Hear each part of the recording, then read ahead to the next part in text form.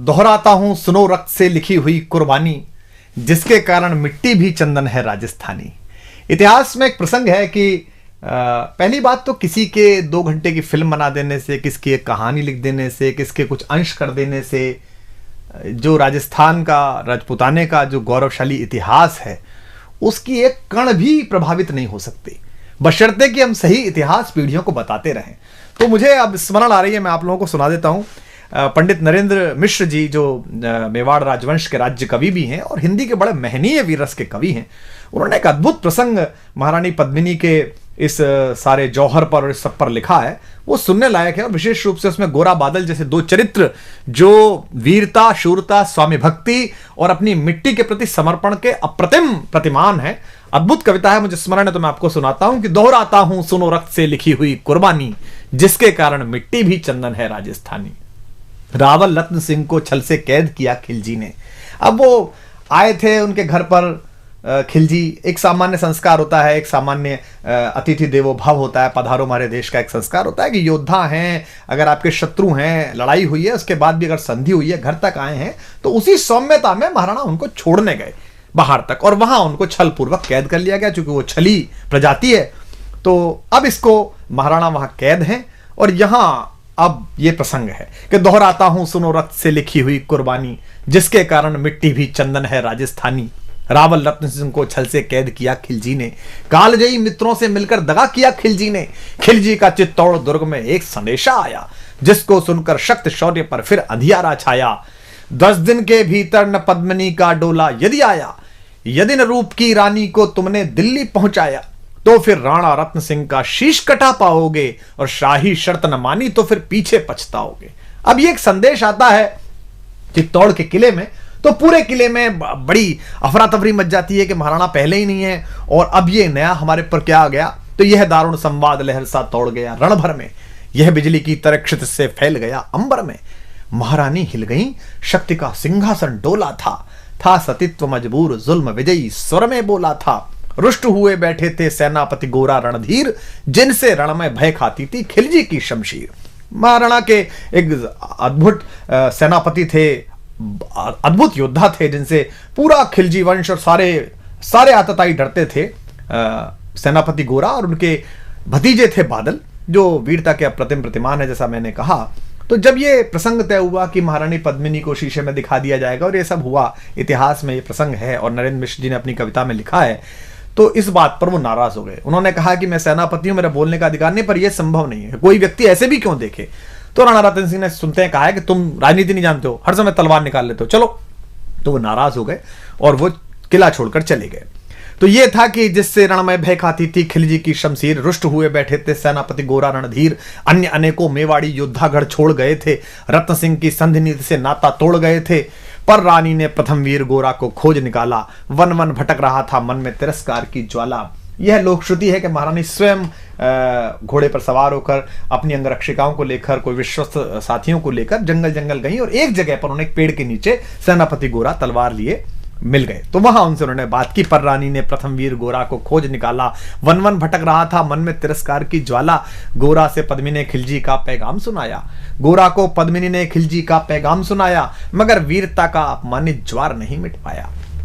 बोला मैं तो बहुत तुच्छ हूं, राजनीति क्या जानूं। व्यंग में कहता है कष्ट में है, दुख में है, पूरी परंपरा, पूरा वंश उसने सेवा में लगाया मेवाड़ राजवंश के और वहां से अपमानित होकर लौटा है, तो कष्ट में है। तो सेनापति कहता है कि बोला मैं तो बहुत तुच्छ हूं, राजनीति क्या जानूं, निर्वासित हूं राज मुकुट की हट कैसे पहचानूं। बोली पद्मिनी समय नहीं है वीर क्रोध करने का, अगर धरा की आन मिट गई घाव नहीं भरने का। दिल्ली गई पद्मिनी तो फिर पीछे पछताओगे, जीते जी रजपूती कुल को दाग लगा जाओगे।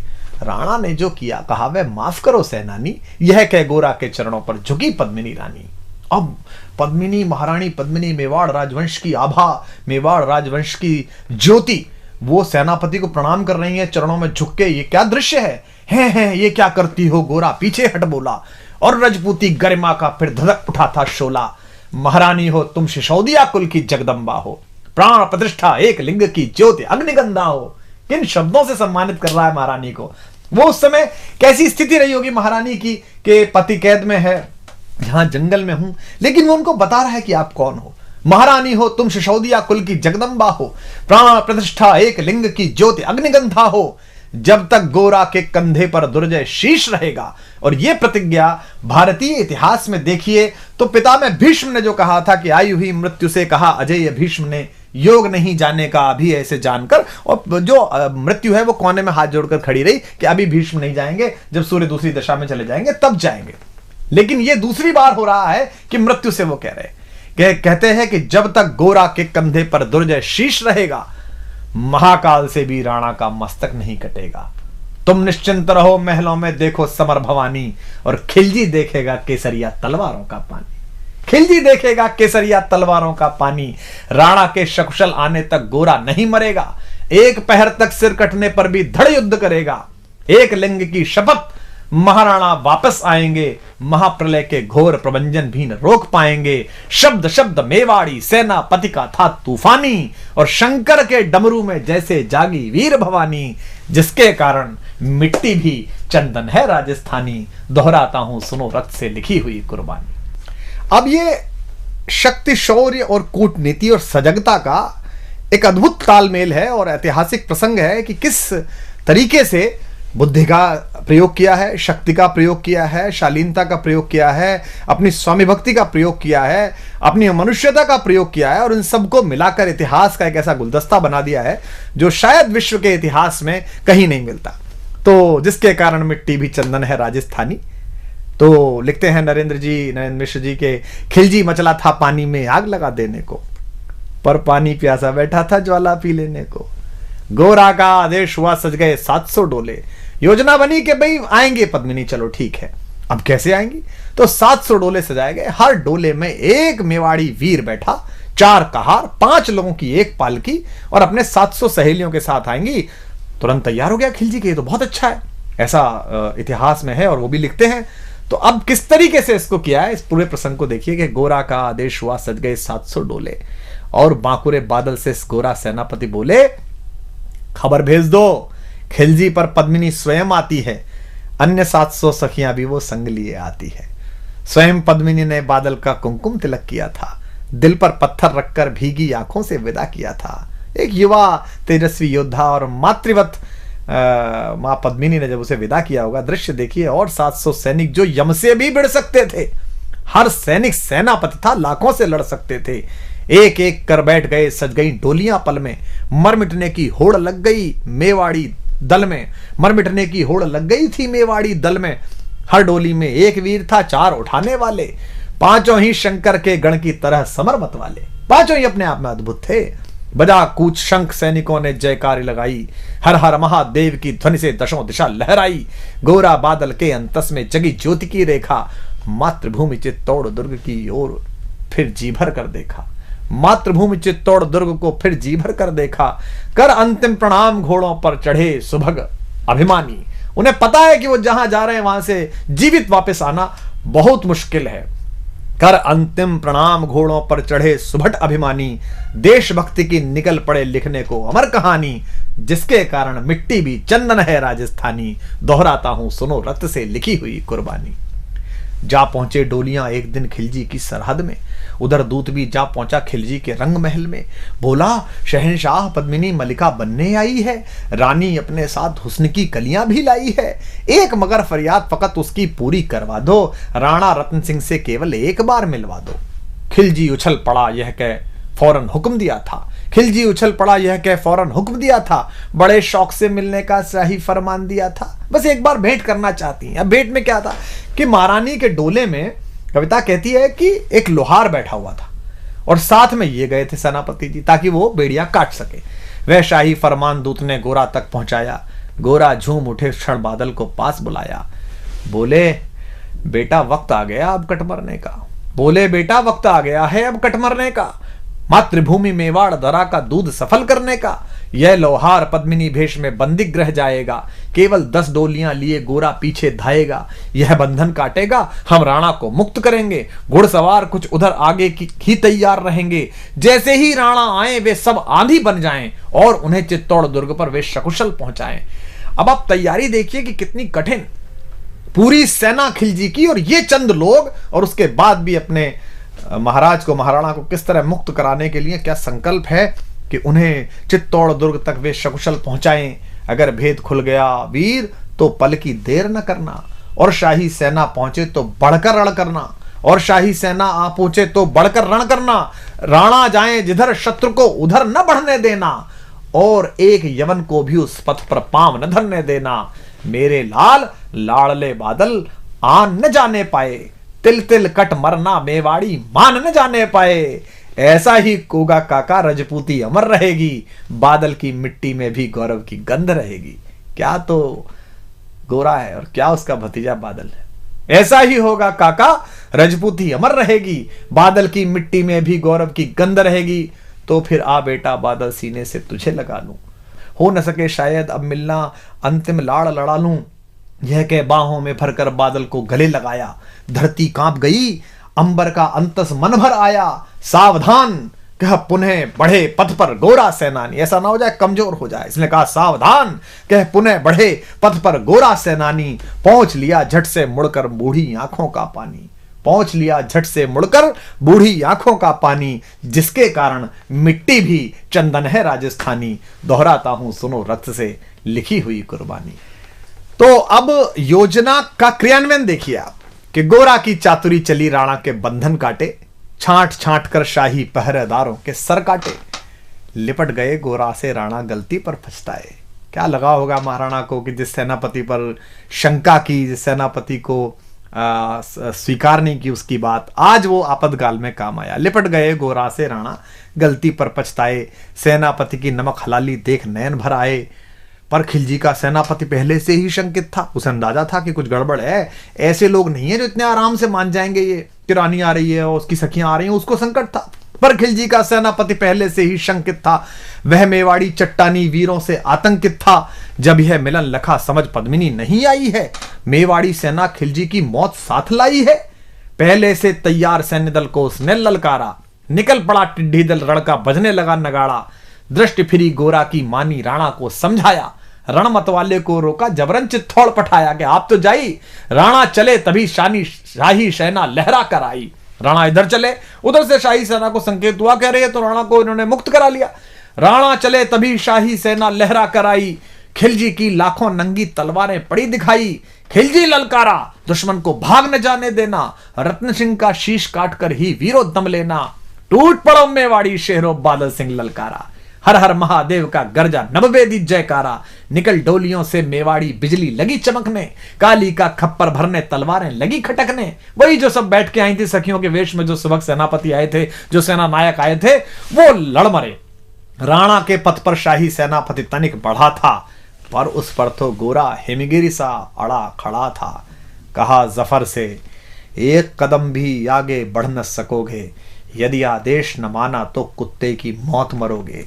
रत्न सिंह तो दूर, न उनकी छाया तुम्हें मिलेगी, दिल्ली की भीषण सेना की होली अभी जलेगी। यह कह महाकाल बनकर गोरा रण में हुंकारा, लगा काटने शीश समर में बही रक्त की धारा। खिलजी की असंख्य सेना से गोरा घिरे हुए थे, पर वे मानो रण में मृत्युंजय बने हुए थे। इतने सारे सैनिक और एक योद्धा, पुण्य प्रकाशित होता है जैसे अगणित पापों से, फूल खिला रहता असंख्य कांटों के संतापों से। वो मेवाड़ी शेर अकेला लाखों से लड़ता था, बड़ा जिस तरफ वीर उधर ही विजय मंत्र पढ़ता था। इस भीषण रण से दहली थी दिल्ली की दीवारें, गोरा से टकरा कर टूटी खिलजी की तलवारें। मगर कयामत देख अंत में छल से काम लिया था, गोरा की जंघा पर अरि ने छिपकर वार किया था, पैर पर तलवार मार दी। जो ही गिरे वीरवर गोरा जफर सामने आया, शीश उतार दिया धोखा देकर मन में हर्ष आया। मगर वाहरे मेवाड़ी गोरा का धड़ भी दौड़ा, किया जफर पर वार की जैसे सिर पर गिरा हथौड़ा। एक बार में ही शाही सेनापति चीर दिया था, जफर मोहम्मद को केवल धड़ ने निर्जीव किया था। शीश कट गया, उसके बाद भी सेनापति गोरा लड़ रहे हैं, उनका धड़ लड़ रहा है। हमारे बहुत बड़े कवि हैं कुमार शिव, राजस्थान में जज भी रहे। उनकी बहुत प्रसिद्ध गजल की पंक्ति है कि जब उनके शीश समर भूमि में उतरते थे, जब उनके शीश समर भूमि में उतरते थे, वे ऐसे लोग थे जिनके कबंध लड़ते थे। तो उनका कबंध, उनका धड़ लड़ रहा है। जफर मोहब्बत ज्यों ही जफर कटा शाही सेना का साहस लरजा, काका का धड़ लख बादल सिंह महारुद्र सा गरजा। अरे कायरो नीच बांगड़ो छल में रण करते हो, किस बूते पर जवा मर्द बनने का दम भरते हो। यह कहकर बादल उस क्षण बिजली बनकर टूटा था, मानो अंबर से धरती पर अग्निशिरा छूटा था। ज्वालामुखी फटा हो जैसे दरिया हो तूफानी, सदियों दोहराएंगी बादल की रणरंग कहानी। क्या पंडित जी ने क्या उत्तम शब्द इस्तेमाल किया है, सदियों दोहराएंगी बादल की रणरंग कहानी। अरिका भाला लगा पेट में आंतें निकल पड़ी थी, जख्मी बादल पर लाखों तलवारें खिंची खड़ी थी। कसकर बांध लिया आंतों को केसरिया पगड़ी से, पेट फट गया और पगड़ी उतारी और इस पर बांध ली। रंचक डिगा न वह प्रलयंकर सम्मुख मृत्यु खड़ी से। अब बादल तूफान बन गया शक्ति बनी फौलादी, मानो खप्पर लेकर मैं रण में लड़ती हो आजादी। उधर वीरवर गोरा का धड़ अरिदल काट रहा था, उधर वीरवर गोरा का धड़ अरिदल काट रहा था, और इधर बादल लाशों से भूतल पाट रहा था। आगे पीछे दाएं बाएं जमकर लड़ी लड़ाई, उस क्षण समर भूमि में लाखों बादल पड़े दिखाई। मगर हुआ परिणाम अंत में वही कि जो होना था, उनको तो कण कण अरियों के शोणित में धोना था। मेवाड़ी सीमा में राणा सकुशल पहुंच गए थे, गोरा बादल तिल तिल कटकर रण में खेत रहे थे। एक एक कर मिटे सभी मेवाड़ी वीर सिपाही, रत्न सिंह पर लेकिन रंचक आंच न आने पाई। गोरा बादल के शव पर भारत माता रोई थी। क्या क्या युद्ध है, क्या युद्ध है। गोरा बादल के शव पर भारत माता रोई थी, उसने अपनी दो ज्वलंत प्यारी मणियां खोई थी। धन्य धरा मेवाड़, धन्य गोरा बादल अभिमानी, जिनके बल से रहा पद्मिनी का सतत्व अभिमानी। धन्य धरा मेवाड़, धन्य गोरा बादल बलिदानी, जिनके बल से रहा पद्मिनी का सतत्व अभिमानी। जिनके कारण मिट्टी भी है चंदन राजस्थानी, दोहराता हूं सुनो रक्त से लिखी हुई कुर्बानी। दोहराता हूं सुनो रक्त से लिखी हुई कुर्बानी। अब देखिए रत्न सिंह पर लेकिन रंचक आंच न आने पाई। अगर आप ये प्रसंग अपनी पीढ़ियों को नहीं सुनाएंगे, अगर इस इतिहास की इस व्याख्या को आप अपनी पीढ़ियों तक नहीं पहुंचाएंगे, तो ये जो जमूरे हैं, ये जो जाहिल हैं, जिन्होंने कुछ पढ़ा नहीं है, कुछ जाना नहीं है, मिट्टी से प्रेम नहीं किया है, 19वीं माले पर बैठकर जो इस देश के इतिहास, इस देश की संस्कृति की व्याख्या करते हैं, बंबई में बैठकर या कहीं भी बैठकर, आप फिर इनसे नाराज होंगे ही नहीं। इसलिए ज़्यादा आवश्यक है कि इनके प्रति ध्यान देने के बजाय आप अपनी पीढ़ी को, आने वाली पीढ़ियों को ये इतिहास सिखाएं, बलिदान सिखाएं। मैं स्वयं अपने परिवार को लेकर 4-4, 5-5 दिन हल्दी घाटी, गोगुंदा, चावण सब जगह लेकर जाता हूँ, बताता हूँ, बताया है पीढ़ियों को कि ये चावण है, यहाँ पर अंतिम संस्कार हुआ था उस स्वाधीनता के सबसे बड़े पैरोकार। विश्व भर में अगर अपनी निजी स्वतंत्रता, निजता और स्वाभिमान की अगर किसी को लड़ाई लड़नी हो, तो उसको एक बार कुंभलगढ़ उस दरवाजे पे जाना चाहिए, उस छोटे से कक्ष में जाना चाहिए जहां महाराणा पैदा हुए। तो गोरा बादल के शव पर एक एक कर मिटे सभी मेवाड़ी वीर सिपाही, रत्न सिंह पर लेकिन रंचक आंच न आने पाई। गोरा बादल के शव पर भारत माता रोई थी। क्यों भारत माता क्यों रोई? दो योद्धाओं पर। गोरा बादल के शव पर भारत माता रोई थी, उसने अपनी दो ज्वलंत प्यारी मणियां खोई थी। युद्ध केवल एक राजा को, महाराणा को मुक्त कराने का नहीं था। युद्ध यह था कि हम अपनी सीमा, अपनी जगह पर अपनी निजता और स्वाभिमान के साथ जीते हैं। हम दूसरे की किसी सीमा का अतिक्रमण नहीं कर रहे, दूसरे के स्वाभिमान को हम चुनौती नहीं दे रहे। हमारे घर में आई हुई कोई भी महिला, कोई भी पुरुष हमारे लिए अतिथि है, हम अपने अतिथि के लिए अपने किला कुर्बान कर देते हैं। हटी हमीर को देखा, ये क्या है कि आप किसी के दरवाजे पर जाकर अपनी गुंडाई करेंगे तलवारों के नाम पर। यह युद्ध है स्वाभिमान का कि गोरा बादल के शव पर भारत माता रोई थी, उसने अपनी दो ज्वलंत प्यारी मणियां खोई थी। धन्य धरा मेवाड़, धन्य गोरा बादल अभिमानी, धन्य धरा मेवाड़, धन्य गोरा बादल अभिमानी, जिनके बल से रहा पद्मिनी का सतत्व अभिमानी, जिसके कारण मिट्टी भी चंदन है राजस्थानी। दोहराता हूं सुनो रक्त से लिखी हुई कुर्बानी। बैंकॉक, हांगकांग, लॉस वेगस मत जाइए, राजस्थान घूमने जाइए, एक एक तीर्थ को प्रणाम करिए। अंडमान जाइए, वो पिस्तौल देखिए जो चंद्रशेखर आजाद ने हिंदुस्तान में इस्तेमाल करी। अपनी पीढ़ियों को सही तीर्थ सिखाइए, सही देवता सिखाइए, जिसके कारण मिट्टी भी चंदन है राजस्थानी। दोहराता हूं सुनो रक्त से लिखी हुई कुर्बानी।